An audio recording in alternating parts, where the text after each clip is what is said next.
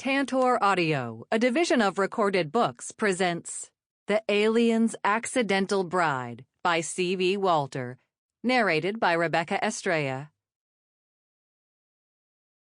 Chapter 1. The corridor was long and gray, and stretched for miles as it curved its way around the space station.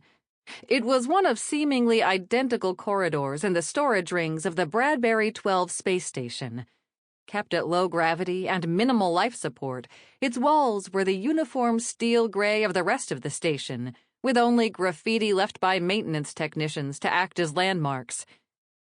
There were supposed to be numbers on the doors to correspond with the ones on the outside that could be seen by docking ships offloading cargo, but nobody had gotten around to putting them on.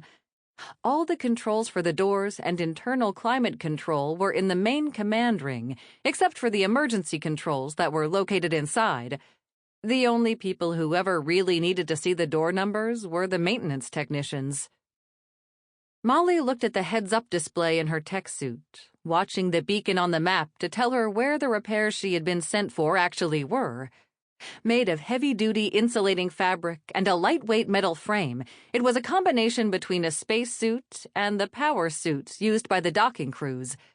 Powered hydraulics in the frame helped her lift heavy debris and equipment, while the tough outer fabric kept it from being punctured by anything she came across.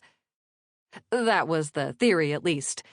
She'd never felt the urge to test it, and always made her way carefully around the areas she was sent to, making a point to keep the electrodes in the boots on at least enough to keep her attached to the floor. There were more than a few techs who took advantage of the low grav in the outer rings to move quickly and rush to their destinations. They learned that, while the suits could stop scratches from damaging the inner lining, hitting a piece of jagged metal at speed could still hurt like a son of a bitch. The maintenance tech uniform was a jumpsuit that was tight enough to be worn as the insulating onesie inside the tech suit and had an optional hood that could be used to keep her earpiece and microphone in place and put the water tube somewhere convenient. All of that meant, unless she lost comms entirely, she could reach out for help immediately if something went sideways.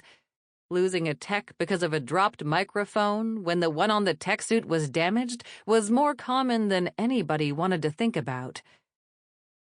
Her dedication to arriving to her assignment safely meant Molly often got assigned to the parts that required great attention to detail, which is why she watched the heads-up display on her suit and checked it against the graffiti on the walls. Mistakes on the heads-up were rare, but they were known to happen. Sometimes from a faulty sensor or offline connection, but more often from human error inputting verbal requests for repairs, especially in the outer rings. She'd just arrived at the wall that was listed as needing repairs when her earpiece chirped with an incoming call.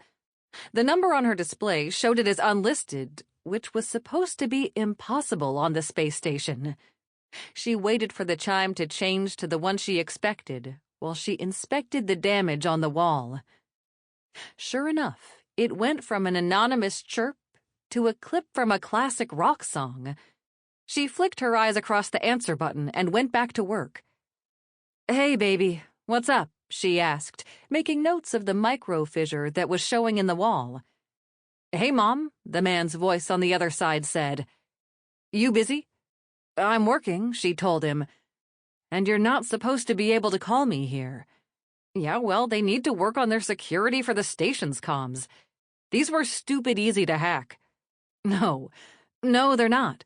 You are literally the only person on the planet who has managed to do so." Molly grinned at him, even though she knew he couldn't see her. "I'm the only person on the planet that you know about. How many other people are getting illicit phone calls while they're at work?" "Most people use the official channels to get their phone calls," Molly said. "That's what you think." "Aiden, did you need something? Because I am working with explosives in low grav right now." "You're patching a hole that was caused when someone put too much strain on the door because it didn't open fast enough. I watched the tape. He knew he did it too, and just registered the stress tear because someone said something." "Aiden," Molly said, her voice sharp. "Right. Sorry. I did call about something, but it's not terribly important. You doing okay up there? Molly smiled. Yeah, baby, I'm doing okay. Miss me? You have no idea, her son said. Grandmere is being a royal pain, and I think Katie is going to try and set me up with another of her friend's daughters. Have your dad run interference while you duck out the door, she advised him. That usually worked for me. Yeah, well, Dad's dating again, and the new girlfriend thinks it would just be so fantastic if I settled down and thought about starting a family. The disgust in Aiden's voice was palpable. He says hi, by the way. You're only 18, Molly said, appalled. Yeah, well, so were you when I was born, Aiden said. And everybody is just so excited to have grandbabies and great-grandbabies, and it's my duty to add to the Summers family line, and it's not like I wouldn't have help raising them. What, do they think you're going to make them yourself? You're an amazing kid, Aiden, but if you figured out how to reproduce asexually, you really need to write that scientific paper rather than try and raise kids. Molly paused for a moment, then continued. And I am not any kind of role model when it comes to children. What are they thinking? They're thinking they bullied Dad into having kids early so they can do the same thing to me. Except they forgot that you're my mom, and I'm about as likely to give in to anything they want as you ever were. I still got pregnant at 18, kiddo. They're persistent and can get mean about it. You hear from my parents at all? Yeah. Nona is still insisting you're on vacation and will be back any day now, and it's a scandal that Dad's dating. She insists we leave you alone and let you enjoy your vacation. Molly sighed. Your father and I have been divorced for 3 years now, and I've been on the space station for almost a full year. You'd think she'd have given it up by now.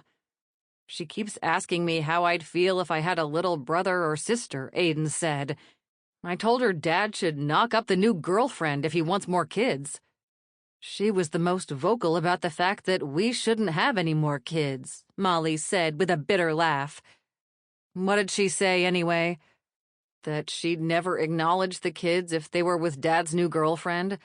Which is fine because it'd be none of her business anyway. If Nona wants to continue being delusional, just let her. She'll get over me leaving eventually. Yeah, maybe, Aiden said, his tone doubtful. I don't think she'll ever forgive you for quitting the firm, though. She'll have to get over that, too, Molly said. And I have to get back to work. Can I call you when I'm off? Sure, Aiden said. Oh, wait, I forgot why I called. Mindy and Trina want to know if you're going to use your leave to come to the convention. They got you a ticket. I'm going to try. I've put in for it. Now I just have to see if I can hitch a ride down there. Any chance you can grab some of my clothes out of storage and bring them if I do make it? Trina insisted I let her in to pick out your gear. She's driving through and said it would only take a few minutes to go through your stuff and get what you want. Do you have any requests, or do you trust her to pick everything out? Molly laughed. Trina has good taste. I'll let her use her judgment. Just tell her to make sure I have slippers and boots, because if she leaves me in nothing but those high-heeled monstrosities she insisted I get a few years ago, I'm going to go barefoot the entire time and tell everybody it's her fault. Mom, you're going to be barefoot half the time anyway, and everybody knows it. But I'll tell her to pack the slippers you'll forget to wear anyway. You're a good son, Molly said. Kiss the aunties and tell your dad I said hi back. Love you, Mom, Aiden said. Love you too, baby. I'll see you soon. The call disconnected, and Molly resisted the urge to rub at her eyes. A few blinks cleared the tears that had gathered in the corners of her eyes, and she refocused on the task at hand. She felt incredibly lucky. It wasn't every son that would risk jail time to call his mom at work. The fact that she suspected he did it just to prove he could had very little to do with how loved it made her feel. She pulled out the repair stick and started the torch to heat the metals until they were both hot enough that the wall incorporated the metal from the repair stick. The visor on the tech suit went so dim it was nearly black, and the only thing she could see was the flame from the torch and the metals as they warmed. She'd turned the torch off and put the unused repair sticks away when something hit the space station. There was only a moment to wonder how close to where she was they'd been hit before the wall she'd been working on sheared away in front of her. Chapter 2. Molly woke up to bright lights and voices. At least she assumed they were voices.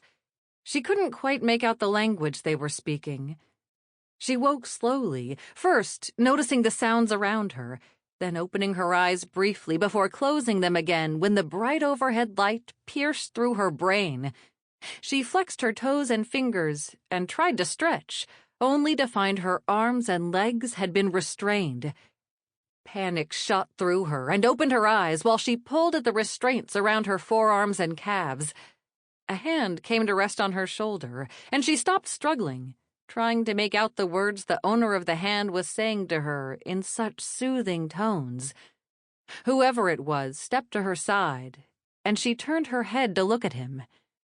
It was definitely male, with strong masculine features, broad shoulders, and a lack of female secondary sex characteristics. It was also blue, with golden eyes, dark blue hair, and short horns protruding from his head just above his ears. Molly screamed. The creature's eyes widened, she assumed in surprise, and he started talking rapidly to her. His hand stroked her shoulder gently, while he kept up a steady stream of words she couldn't understand. She felt like her heart was going to pound out of her chest, and she took a deep breath to try and relax.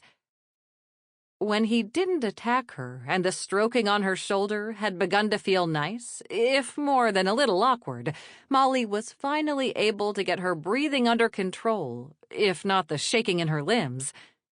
The creature stroking her kept glancing at something on her other side, and she had the urge to turn and see what he was looking at. With another deep breath, she turned her head to see a screen with alien language and a very familiar set of lines. It was a heart monitor? Or rather, a vitals monitor, she realized. Taking a deep breath, she watched some of the lines go up and others go down. She forced her heart rate to slow down and watched one of the lines drop rapidly before it evened out. Huh.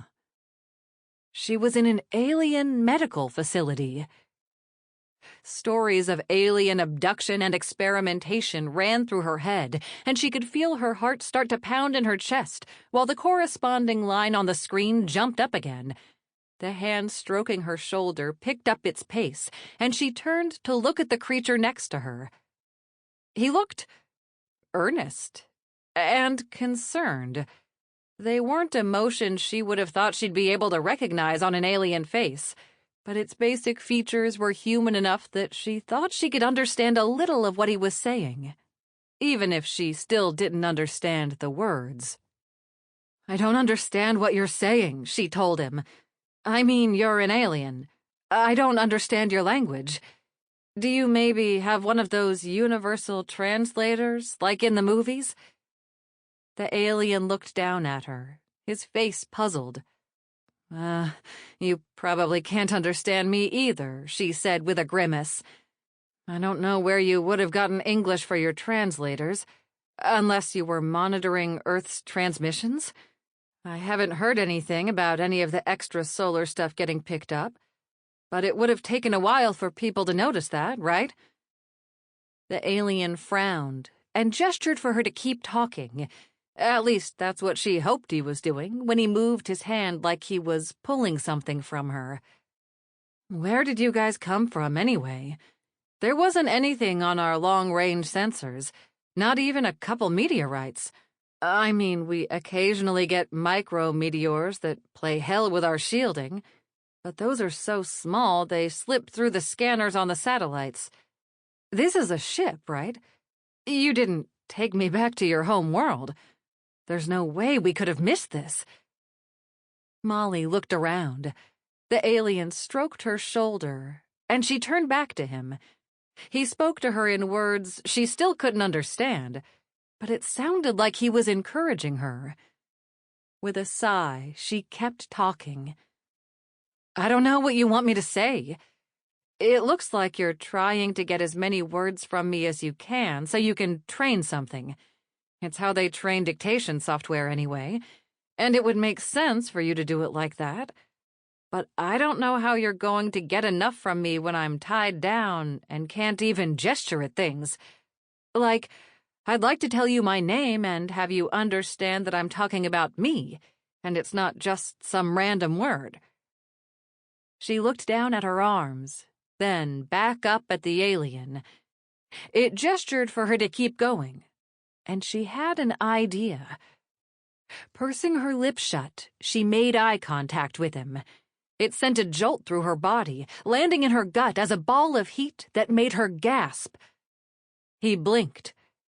Licking her lips, she took a breath, then made her lips settle in a hard line. She looked at him, raised her eyebrows, then looked down at her arms. He followed her gaze and moved the hand that wasn't on her shoulder to her forearm. Heat shot through her as he touched her skin, and she gasped again. He pulled his hand away as though he'd been burned. Well, that was unexpected, she said, her voice shaky. I have definitely been in space for too long. The alien looked up at her face, and she laid her head back to focus on the ceiling. He said something that she almost felt like she understood. I would like my hands free, she told him, once her voice was steady again, and moved her arms in the restraints. I promise I'm not going to attack you, but this feels really awkward, and it's starting to freak me out. She pulled against the restraints again, and she knew her heart rate was rising on the monitor. Try as she might to force it down, to quell the panic rising inside her, it kept growing until it was hard to breathe. The hand on her shoulder that had been there the entire time stroked again, and she focused on how it felt. It wasn't directly against her skin, and that made her look down and realize she still had her undershirt and panties on. They were black cotton, functional and easy to clean on the space station, and they showed just how pale she'd gotten in the years she'd spent in space. Questions ran through her brain so fast she could barely process them. How had she gotten here? Did he think these were part of her, or did they have some sense of modesty? What had happened to her uniform, the tech suit? What the fuck had hit the space station? Were there other survivors? What would happen to her son if aliens invaded Earth? She'd seen all those movies, and none of them left her feeling good about being there. The hand on her shoulder stopped petting and squeezed. She squeezed her eyes shut, willing her brain to shut up long enough to get past the panic setting in. The hand that touched her arm stroked a finger down her abdomen, and she jumped. Her eyes shot open, and she glared up at him. What the hell? Where the fuck do you get off touching me like that? He held the hand up apologetically, but kept his other one on her shoulder. She glared at it, and he squeezed. Whatever he said didn't sound like an apology, and she decided it would be better to be angry than scared. No. You know what? No. I'm not a science experiment. I'm not some kind of specimen. You don't get to just touch me any way you want and just think you can get away with it. Let me go right the fuck now, or so help me, I am going to rip that goddamned hand off when I get my hands free. He tilted his head to the side at her angry tirade and looked down at her clenched fists. He tapped her hand gently, and she clenched them tighter as sparks shot up her arm at his touch. It must have done something to him, too, because he pulled his finger back quickly. Molly glared at him, determined not to feel any sympathy. If their skin was this reactive to each other, it must be making him uncomfortable as well. Good. He held his clenched fist out in front of her, then opened it, pointing at her hand when he was finished. Not until you open the restraints. With a glance at the monitor next to her head, he ran his finger down her arm until they reached the restraints. She shivered, letting a hiss escape between her clenched teeth. He did it again, and the corners of his mouth twisted up into what she could have sworn was a grin. His next stroke was with most of his hand, and her back arched off the table, her breath escaping in a whimper as her fingers opened reflexively to claw at the table. Her legs jerked against the restraints on her calves, and she swore when her heels couldn't find enough leverage to push against. "What the fuck are you doing to me?" she demanded, her voice hoarse. "Why are you doing this?" He looked down at her face, and she could have sworn the look in his eyes was hungry. Anxiety raced through her. When his gaze moved to her hands, she realized she was still digging her fingertips into the table. His hands moved towards her, and she flinched until it landed on the restraints. With a faint click, the metal cuff around her forearm opened, then retracted into the table. She tried to sit up and reach for the other cuff, but the hand on her shoulder held her firmly against the table. After a moment of struggling against him to sit up, she reached up to push his hand off her. As soon as she touched him, she realized her mistake. Heat shot through her hand and down her arm. She gripped his arm hard and panted softly, trying to will herself to push it off. He saved her the trouble and pulled it away from her, hissing between his teeth. Molly struggled to sit up and roll over to fumble at the cuff on her other arm.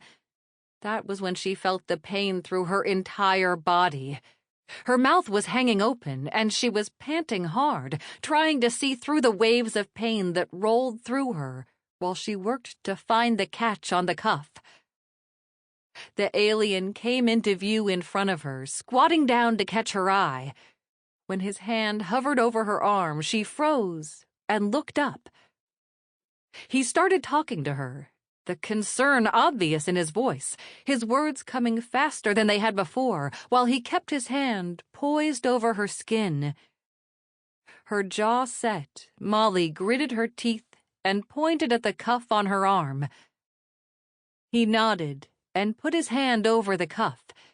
It clicked and retracted into the table. Molly pulled her arm to her chest and laid back, her breath coming from her in pants as she tried to bring her body back under her control. "I don't know what you did to me," she told him, blinking away the moisture forming at the corner of her eyes. "But this fucking sucks." Chapter 3. Mintonar was concerned. The alien they'd rescued from the crash wasn't acting in any way like he'd predicted. Her vital signs were erratic, though she did seem to have some control over them, and her insistence on removing the pain relief bands was baffling. He didn't want to think about what her reaction to his touch might mean, or that he felt it too. He'd heard about his species' ability to sense genetically compatible partners, had even experienced the slight tingling sensation it was described as once or twice. But this was light years beyond that. The fact that he could feel that reaction to an alien was fascinating to him. While she, the alien was definitely female, clutched her arm to her chest and tried to control her breathing, he glanced up at the monitor next to the bed. Everything was healing at a much faster rate than he was used to seeing, and it was putting a lot of stress on her circulatory and respiratory systems. Removing the bands hadn't helped that, but the struggle she was going through was worse.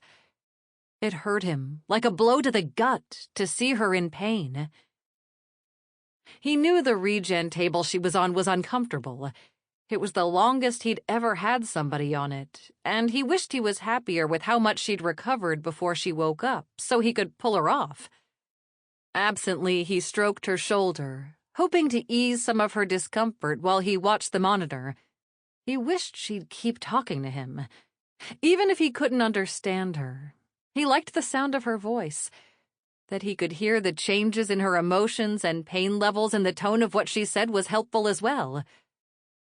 Theoretically, the universal translator installed just below his ear was listening too, and would eventually pick up enough of her syntax and usage to be helpful, but he had no idea how long that would take. When she started talking again, she sounded angry and scared. Hiding his sigh, he looked down at her. Arms still clutched against her chest, she was hunched in on herself, everything about her body language telling him she was in pain. "I know it hurts," he told her, using his best bedside voice. "I wish you'd let me stop the pain." She looked down at her legs, then back up at him, her lips set in a hard line. Mintonar couldn't help but shake his head. "No. If I thought you'd stay still long enough, I'd see if I could find the temp rings.